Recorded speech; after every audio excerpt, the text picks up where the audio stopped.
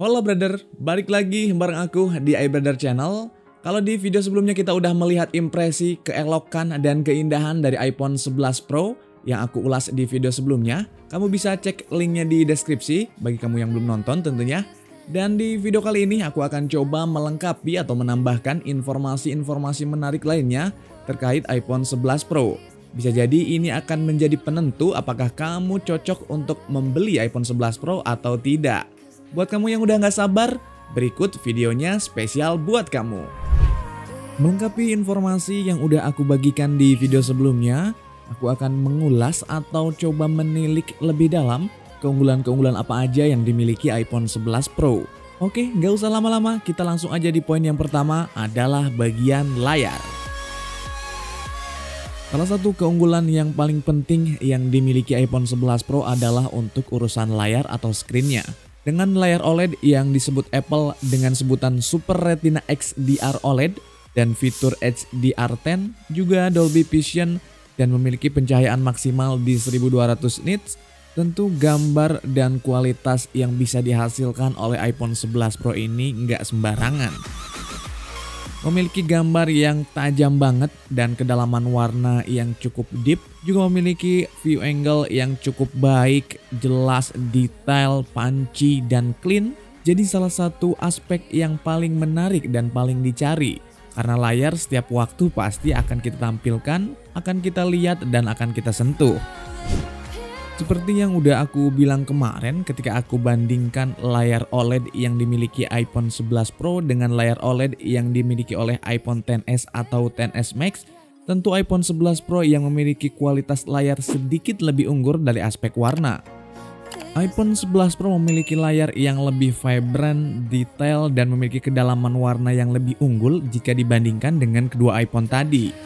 Hal ini bisa terjadi karena memang layar dari iPhone 11 Pro seperti yang tadi udah aku sampaikan di awal memiliki spesifikasi Super Retina XDR dengan OLED dan fitur HDR10. Dengan kerapatan 458 ppi density, juga memiliki fitur True Tone, Wide Color Gamut, serta Oleo Coating, tentu melengkapi keunggulan yang dimiliki oleh layar iPhone 11 Pro ini. Kita lanjut di poin yang kedua adalah chipset. Rilis di tahun 2019 beserta iPhone 11 series lainnya, artinya umurnya kurang lebih udah 3 tahun, tapi nggak membuat chipset A13 Bionic yang ditanamkan di iPhone 11 Pro ini terasa jadul, lemot, atau bahkan ketinggalan zaman. Justru malah sebaliknya. Chipset A13 Bionic dengan RAM 4GB yang ditanamkan dan disupport di iPhone 11 Pro ini di tahun 2022 ini masih cukup kencang dan powerful. Setelah aku melakukan uji coba dengan Antutu Benchmark versi 9.1.0, skor yang dihasilkan adalah 640.407. Dan poin ini merupakan poin yang cukup gede bagi iPhone yang rilis di tahun 2019. Dengan hasil yang demikian, iPhone 11 Pro tentu akan banyak banget kegunaan yang masih bisa dipakai atau dimaksimalkan dari fitur-fitur yang dimiliki. Mulai dari daily driver, kita untuk kebutuhan hanya kebutuhan ringan kayak sosmed, main TikTok, main Instagram, main Facebook, main YouTube, atau sekedar browsing-browsing untuk mencari informasi, mencari tugas-tugas kuliah, tugas-tugas sekolah, atau tugas-tugas kerjaan, itu tentu akan sangat mudah banget untuk dilibas oleh iPhone 11 Pro ini.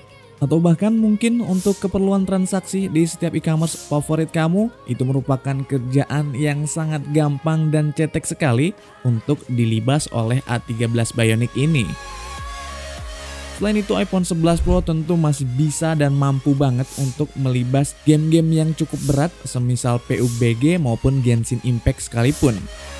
Apalagi kalau cuman game-game casual yang lebih ringan semisal Mobile Legends atau mungkin Subway, itu tentu akan jauh lebih bisa dihandle oleh iPhone yang satu ini.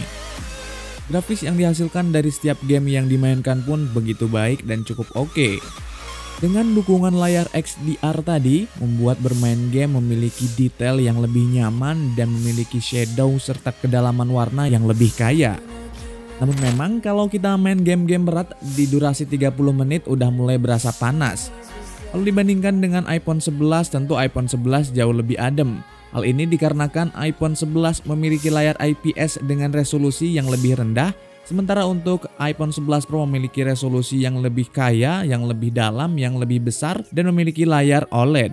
Itulah yang membuat CPU dan GPU pada iPhone 11 Pro bekerja lebih berat sehingga temperatur akan meningkat.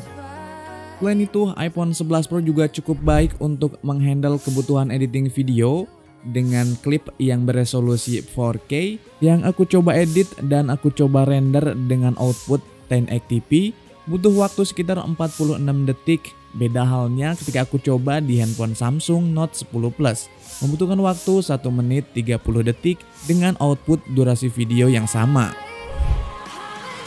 Nah, poin selanjutnya yang tentu akan menjadi keunggulan dari iPhone 11 Pro adalah masalah audionya. Memiliki dual stereo speaker yang aku rasa stereo speakernya ini memiliki kualitas di atas dari iPhone sebelumnya. Karena aku ngerasa speaker yang dihasilkan atau suara yang dihasilkan dari speaker iPhone 11 Pro ini terasa lebih clean, bassnya empuk, soundstage yang luas, dan clarity yang sangat oke. Jadi aku sendiri sih ngerasain kalau iPhone 11 Pro ini memiliki kualitas speaker yang lebih baik daripada iPhone 11 atau mungkin iPhone XS dan XS Max. Lanjut di poin berikutnya adalah aspek baterai. Dibekali baterai dengan kapasitas 3046 mAh atau mAh, cukup memiliki daya tahan yang cukup baik. Dengan asumsi kondisinya normal dan original dengan baterai health di atas 85%, baterai iPhone 11 Pro bisa tembus screen on time-nya sekitar 5-6 jam. Tentu berkat efisiensi dari chipset A13 Bionic membuat baterai iPhone 11 Pro ini jauh lebih irit kalau kita bandingkan dengan iPhone XS. Jadi kalau kamu punya pengalaman dengan iPhone XS yang beberapa orang menilai baterainya busuk dalam tanda kutip, iPhone 11 Pro bisa jadi solusi iPhone yang bisa kamu pilih untuk melakukan upgrade karena ukuran dan form factor-nya yang identik. iPhone 11 Pro juga untuk pengisian daya baterainya sudah support key wireless charging. Namun sayangnya untuk kecepatan pengisian baterainya cuma di 18 watt aja. Oke, kita lanjut ke salah satu poin yang paling banyak ditanyakan oleh iPhone user, yaitu kamera. Kayak yang udah kita tahu di video sebelumnya, kalau kamera dari iPhone 11 Pro ini adalah kamera boba, yang artinya punya 3 main kamera.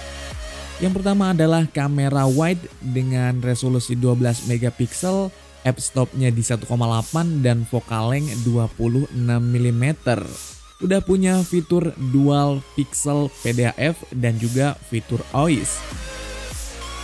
Selanjutnya, kamera yang kedua adalah kamera telefoto dengan resolusi yang sama 12 megapiksel dengan f-stop 2.4 dan focal length 52 mm, memiliki single PDAF, juga fitur OIS dan juga fitur tambahan lainnya yaitu 2 kali optical zoom.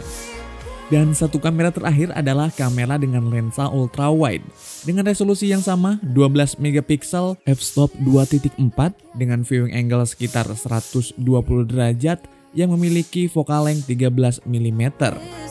Dari rangkuman ketiga lensa itu yang aku coba potret dengan beberapa objek yang berbeda, aku bisa simpulkan bahwa ketiganya memiliki warna yang konsisten, baik yang wide, ultra wide maupun lensa yang tele. Detail yang cukup sharp, terlihat natural, kontras yang pas nggak lebay, dan juga post-processing image yang cukup baik, sehingga gambar yang dihasilkan terkesan natural sesuai dengan realitanya. Dalam kondisi minim cahaya atau low light, untuk lensa wide dan lensa tele punya fitur dedicated night mode yang akan mengenhance gambar sehingga terlihat aman, terlihat jelas, terlihat detail, namun memiliki minim noise. Namun sayangnya untuk lensa ultra wide tidak memiliki atau tidak disupport dengan fitur night mode, sehingga gambar yang dihasilkan ketika dalam kondisi low light cukup agak struggle dan gambar yang dihasilkan pun tidak lebih baik, bahkan sedikit lebih jelek karena memiliki noise yang lebih banyak jika dibanding dengan dua lensa lainnya.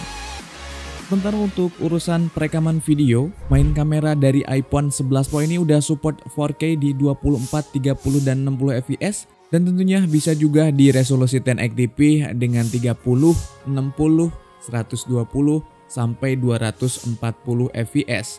Yang udah support juga fitur HDR dan stereo sound recording.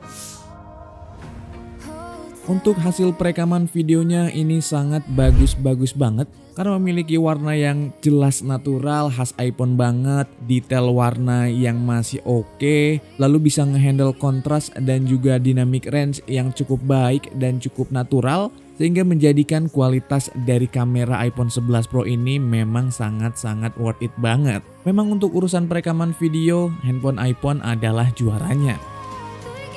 Untuk perekaman dengan menggunakan lensa wide dan lensa telefoto karena memiliki fitur stabilization, maka gambar dari hasil perekaman akan terlihat jauh lebih stabil dan jauh lebih aman sehingga terlihat lebih bagus pada saat perekaman dengan menggunakan handheld. Sementara kalau kita menggunakan lensa ultra wide karena tidak memiliki fitur OIS atau Optical Image Stabilization atau stabilizer istilah gampangnya, gambar akan terlihat lebih shaking dan lebih tidak stabil, sehingga gambar yang dihasilkan terlihat kurang menarik dan butuh sentuhan lain di proses editing nanti, itu pun kalau bisa diselamatkan. Maka solusi terbaik kalau kita mau menggunakan atau memaksimalkan lensa ultrawide-nya adalah dengan menggunakan bantuan gimbal atau perekaman yang sifatnya still cam atau kameranya itu diem disimpan di tripod. Maka dengan kondisi itu tidak ada masalah sama sekali. Main kamera udah, kita akan lanjut ke selfie kamera. Di iPhone 11 Pro ini memiliki dual selfie kamera dengan resolusi keduanya adalah 12 megapiksel dengan f2.2 dan focale 23 mm dengan karakter gambar yang akan dihasilkan adalah wide atau lebar. Untuk hasil kamera selfie mungkin bukanlah yang terbaik, tapi memang masih dalam batas yang cukup oke dan aman. Untuk perekaman video support juga di 4K, 24, 30, dan 60 fps dan juga support tentunya di 1080p, 30, 60, dan 120 fps di mana resolusi 1080p ini udah disupport dengan Zero Ace untuk stabilisasinya. Kamera selfie-nya juga punya fitur HDR. Nah, baik untuk kamera belakang maupun kamera depan, dari mulai kamera telenya, kamera wide-nya, atau bahkan kamera ultra wide-nya, masih sangat worth it sekali di tahun 2022 ini untuk kita pergunakan untuk kebutuhan kita, apakah itu hanya sebatas casual user, sebatas untuk posting di sosial media, atau bahkan kamu niatkan untuk membuat konten-konten video yang akan kamu upload dan bagikan di jejaring sosial ataupun YouTube. Tentu kamera depan maupun kamera belakang yang dimiliki iPhone 11 Pro ini masih bisa sangat diandalkan. Dan pada intinya iPhone 11 Pro adalah iPhone satu untuk semua. Bisa menghandle pekerjaan dari mulai pekerjaan ringan maupun pekerjaan yang lebih kompleks kayak bermain game, editing video, bahkan perekaman video yang masih sangat mumpuni dengan chipset A13 Bionic dan disupport juga dengan RAM 4GB. Di tahun 2022 ini masih bisa sangat kita optimalkan dan maksimalkan untuk kebutuhan tadi. Jadi kalau kamu punya budget yang minim, ingin handphone yang keren dan masih bisa menghandle banyak kebutuhan keseharian kamu, iPhone 11 Pro bisa jadi adalah iPhone yang paling cocok buat kamu. Oke, itu aja informasinya, semoga bisa menginspirasi. Jangan lupa like dan subscribe, juga nyalakan loncengnya, dan bagikan sebanyak-banyaknya video ini ke teman-teman kamu, komunitas kamu, ataupun siapapun yang kamu kenal, karena kadang kecil untuk kita namun berarti besar untuk yang lain. Thank you for watching, I'll see you, bye-bye.